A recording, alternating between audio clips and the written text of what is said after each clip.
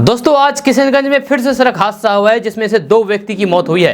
हालांकि दोनों हादसा अलग अलग जगह पर हुआ है। एक हुआ है पोठिया में और दूसरा बहादुरगंज में। जहाँ सुबह पोठिया में सड़क हादसा हुआ है जिसमें से एक व्यक्ति की मौके पर ही मौत हुई। उसके बाद एक बहादुरगंज में भी हादसा हुआ, बहादुरगंज के लोहागड़ा में। इसके बारे में हम पूरी डिटेल्स के साथ बात करेंगे। अभी हम बात करेंगे सिर्फ बहादुरगंज हादसा के बारे में। लोहागड़ा में जो हादसा हुआ है जिसमें एक व्यक्ति की मौत हुई है उसके बारे में बात करेंगे।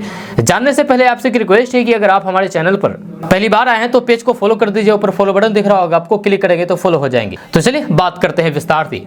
तो बात करते हैं कि लगातार हो रही सड़क दुर्घटनाओं से एक बार फिर से किशनगंज दहल सा गया है। रोज कहीं ना कहीं दुर्घटना घट रही है और हमारे लोगों की जान जा रही है। जी हाँ, मगर खामोशी की चादर ओढ़ करके हमारा समाज बिल्कुल चुप है। आज फिर से दर्दनाक हादसे में जहां एक नौजवान युवा की मौत हो गई है पोठिया में, तो वहीं पर लोहागड़ा में मास्टर अबरार साहब की जान चली गई है। जहां किशनगंज जिला के बहादुरगंज प्रखंड के अंतर्गत लोहागड़ा हाट में एक बोलेरो ने मास्टर अबरार साहब को जबरदस्त ठोकर मार दी। जहाँ ठोकर इतना खतरनाक था कि मास्टर साहब वहीं पर लहूलुहान हो गए। मास्टर अबरार साहब दिगल बैंक प्रखंड के कमाती गांव के निवासी हैं, जहां पेशे से सरकारी शिक्षक थे। मिली जानकारी के मुताबिक वे अपने गांव से किशनगंज के लिए आ रहे थे, लेकिन तब तक लोहागड़ा में ये घटना घटी और फिर उनकी जान चली गई। आपको बता दूं कि रोज इलाके में कहीं ना कहीं इस तरह की घटनाएं हो रही है, लेकिन अगर हम इन घट रही घटनाओं पर गौर करें तो हम पाते हैं कि अक्सर 4 व्हीलर द्वारा बाइक सवार को टक्कर मार दिया जाता है, जिस कारण हादसा होती है। यह सड़क सुरक्षा नियमों का पालन ना होना भी इनका एक कारण है, और गाड़ियों की गति और फिर रफ्तार का भी अत्यधिक ज्यादा होना, ये सारे कारण हैं। चूंकि अब मौसम ठंड का है, जब कुहासा भी बढ़ेगी तो फिर अब ज्यादा खतरा उत्पन्न है कि इस तरह की घटनाएं आम हो जाए। हम सबको इस पर बात करनी होगी। जब सबसे पहले सुधार खुद से करिए और फिर गाड़ियों की रफ्तार को लिमिट कर कीजिए और दूसरे को भी समझाइए। यदि आपके आंखों के सामने की कोई व्यक्ति अत्यधिक स्पीड से गाड़ी चलाए तो फिर उसे रोकिए और समझाइए।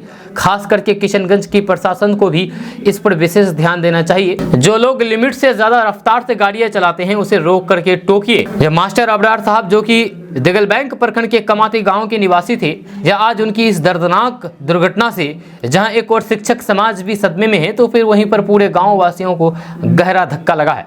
जैसे कि मास्टर अबरार साहब बहुत ही सभ्य व्यवहार के व्यक्ति थे और यूं अचानक उनकी मौत ने उनके चाहने वालों के दिलों को झकझोर करके रख दिया है। लोगों को इस बात का यकीन करना मुश्किल हो रहा है कि मास्टर अबरार साहब अब हमारे बीच नहीं रहे।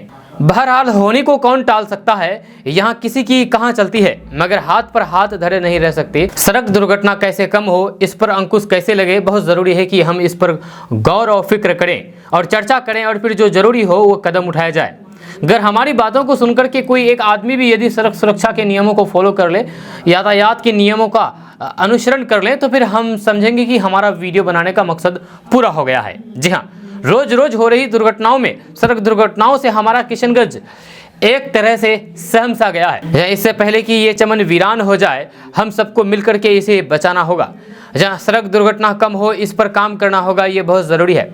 तो फिर चलिए हम एक शपथ लेते हैं कि आज से हम सब सड़क सुरक्षा नियमों का पालन करेंगे, और यदि कोई हमारे सामने सड़क सुरक्षा की धज्जियां हो रहा है तो फिर उसे हम समझाएंगे। साथ ही साथ आपको ये भी बता दूं कि बहुत से लोगों को देखा जाता है कि वे बिना हेलमेट के घर से निकलते हैं और बाइक चला करके अपने गंतव्य स्थान तक पहुंचते हैं। आपको बता दूं कि बिना हेलमेट घर से बिल्कुल भी ना निकलें। बिना हेलमेट की सवारी बहुत खतरनाक होती है।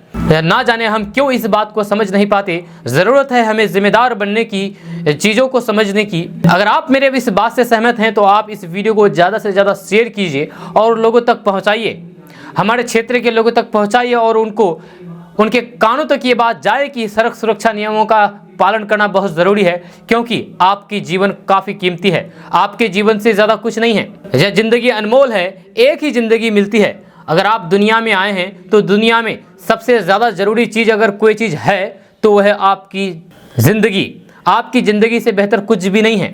जहाँ भी आप जाते हैं, जिस भी काम के लिए आप जाते हैं सड़क से, तो आप ये सोच करके चलिए कि मेरी ज़िंदगी से बढ़कर के वो चीज़ नहीं है।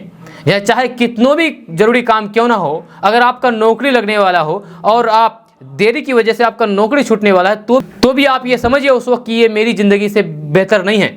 सबसे प्यारी चीज़ ज़िंदगी है।